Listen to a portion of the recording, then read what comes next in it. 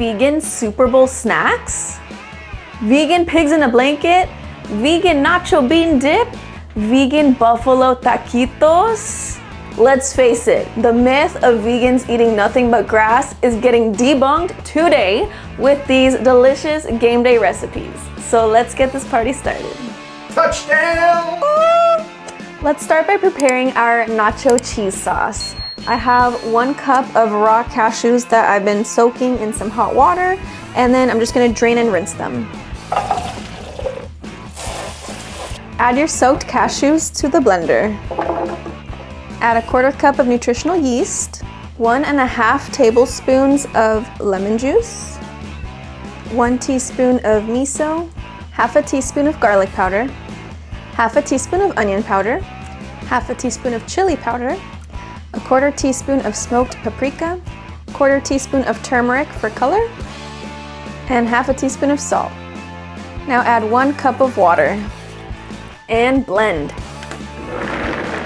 Into a small saucepan, pour your nacho cheesy sauce and cook it until it thickens to your desired thickness. Make sure you're stirring your sauce frequently so that it doesn't stick, and you only need to cook it for about 3 or 4 minutes on medium-low, and then just go ahead and set that aside. Look how thick and creamy this is. That's what you're looking for. Now we're gonna drain and rinse 3 cans of pinto beans. Now the secret to some delicious refried beans is we're going to flavor the frying oil with a big chunk of onion. Warm up a large skillet over medium heat and add a little bit of a neutral flavored vegetable oil. I'm using this avocado oil, but any neutral flavored oil will work for this. I'm using about 2 tablespoons of the oil, and now that it's warming up, I'm gonna go ahead and just add that chunk of onion. So the goal here is for the onion to infuse the cooking oil with the flavor. So just give it a little stir every now and then. Be careful for popping oil. And then we're just gonna take the onion out once it's cooked. Okay, so the onion pieces are kind of starting to get blackened, so we can go ahead and remove them. And you're just gonna discard this fried onions. It's really to infuse the flavor. Now carefully scoop in the beans. Once the beans have had a chance to soak up some of that onion flavor, you're gonna turn it down to medium-low and very carefully, slowly pour in a little bit of water just to make it more moist. Season your beans with salt, black pepper, and salsa or hot sauce of choice. I'm gonna use this green jalapeno Tabasco sauce. Now mash the beans. You can use a masher like this one, or you can use the back of your wooden spoon.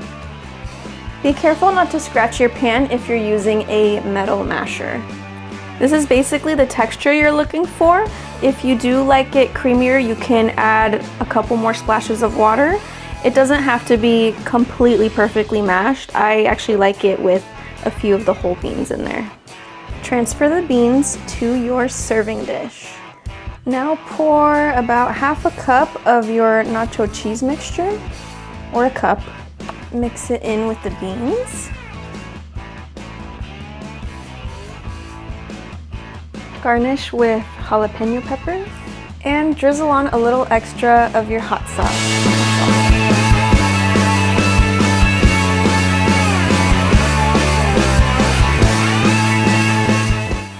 Ooh, look at that cheesy nacho bean dip.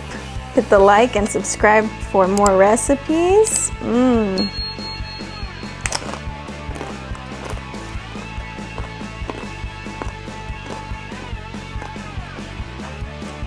Oh, heck yeah. That is so flavorful, you guys. Creamy, cheesy, a little bit of spice. And on this bite, I've got a little bite of jalapeno too, so let's try that. Do the jalapenos if you're brave. Let's make our buffalo chickpea taquitos. I have 3 baked potatoes. I just cooked these in the microwave, and we are going to scoop out the flesh into a bowl. Okay, we've got our potatoes in here. We're just gonna lightly mash them. All right, so there's our mashed potatoes. Now we're gonna add 2 cans of drained and rinsed chickpeas. And now roughly mash those chickpeas. It doesn't need to be perfect, just about like this, looks good. Let's season our mixture with 1 teaspoon of onion powder, half a teaspoon of garlic powder, half a teaspoon of salt, and black pepper. Mix. Now remember that leftover nacho cheese sauce that we had? We're gonna add a 1/4 cup of that to our potato chickpea mixture. And we're gonna add half a cup of buffalo sauce. I'm using the Frank's Red Hot. And mix well.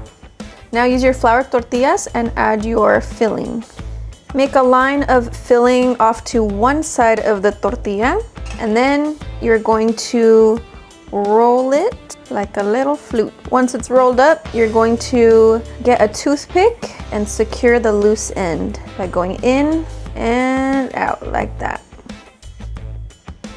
Continue with the rest of your tortillas until you use up all the mixture. I had enough mixture to make 10 taquitos, and there's a little bit of leftover mixture, so what I'm gonna do, I'm just gonna take a small spoon and stuff the ends on some of these. See how like it's kind of dry on the end there? So we're just gonna be a little sneaky and tuck it in like that. Preheat your oven to 400 degrees Fahrenheit and transfer your taquitos to a parchment-lined baking sheet. Now we're gonna brush them with olive oil, starting with the toothpick side up. Now flip them to the toothpick side down, and we will brush olive oil on this side. Now bake these for 16 to 18 minutes, flipping halfway through, and keep an eye on them. While the taquitos are baking, we are going to prepare our dip for them. So all it is just the rest of that delicious nacho cheesy sauce that we made earlier, and your buffalo sauce. You can add as much or as little as you like, depending on how much spice you want. I'd suggest start with maybe 2 to 3 tablespoons, mix it, and taste and adjust.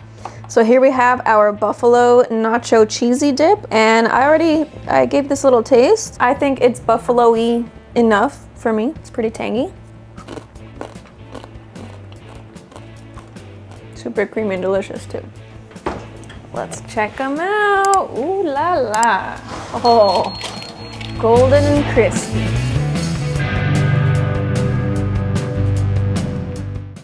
Oh, look how nice and golden and crispy our taquitos came out. Let's give them a try. Now don't forget, the toothpicks are in there, so you definitely want to remove the toothpicks before serving. And since they're crispy, it'll hold together. All right, it's still hot, so I'm holding it with a paper towel, but I'm gonna dip it in our nacho buffalo sauce. Oh, look at that.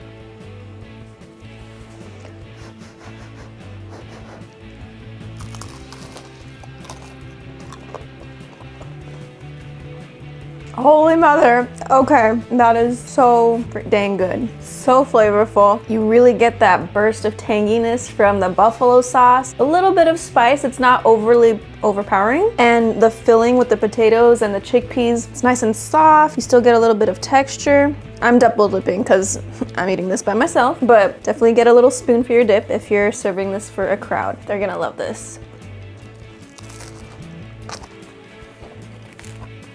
This last recipe is the easiest of all our vegan Super Bowl recipes. So we've got puff pastry, veggie dog, and Dijon mustard.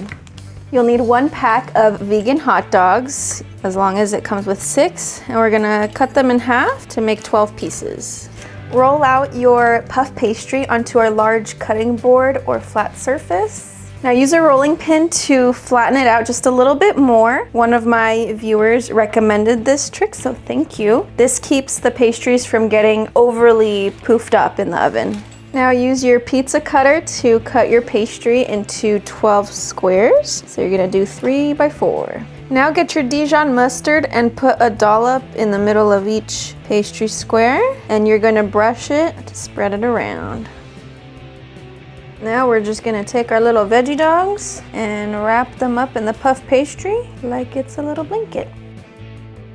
So we've got some good news and some bad news. The bad news is I kind of miscalculated how much pastry to hot dog to use, but the good news is we actually have extra pastry and that we can actually cut these squares in half once again like so. And so you can make twice as many pigs in a blanket. 2 dozen instead of just a dozen.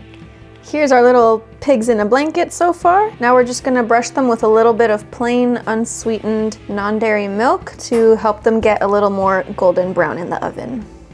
Now bake them in the oven at 425 degrees Fahrenheit for 15 to 20 minutes until golden brown. If you want a tasty little dipping sauce, here's what I do. In a bowl, add a generous amount of barbecue sauce, followed by yellow mustard, and a touch of sriracha sauce. Mix those up. Okay, it's been 20 minutes. Ooh la la. These smelled so good coming out of the oven. I can smell that Dijon mustard in there, and they came out nice and poofy and flaky, but not overly poofy. Check out that cross section. All right, we're gonna dip it in our sauce. Let's give this a try.